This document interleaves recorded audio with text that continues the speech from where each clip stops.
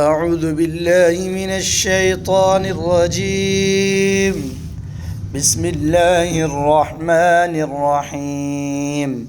إن الذين يكفرون بآيات الله ويقتلون النبيين بغير حق ويقتلون الذين يأمرون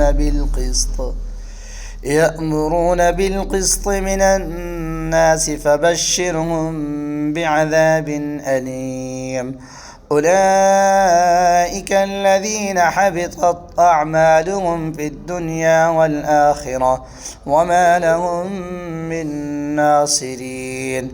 ألم تر إلى الذين أوتوا نصيبا من الكتاب يدعون إلى كتاب الله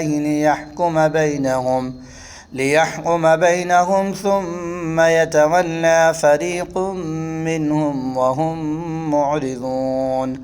ذلك بأنهم قالوا لن تمسنا النار إلا أياما معدودات وغرهم في دينهم ما كانوا يفترون.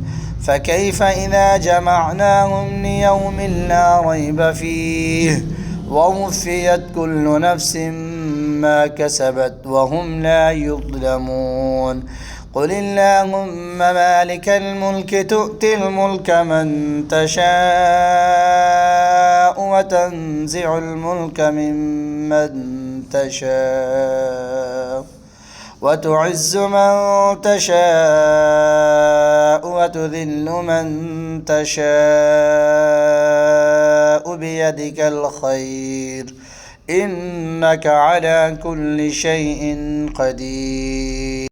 कुरान से मोहब्बत करने वाले रोज़ाना तरतीब वाइज आयत कुरान सुनने के लिए इस चैनल को सब्सक्राइब भी करें और सदक़ा जारिया समझकर इसको आगे भी शेयर करें। आपके एक शेयर से कितने लोगों को सुबह का आगाज़ कुरान पाक की तिलावत से करने को मिलेगा और आपके लिए सदक़ा जारिया बनेगा। जज़ाकुमुल्लाहु खैर।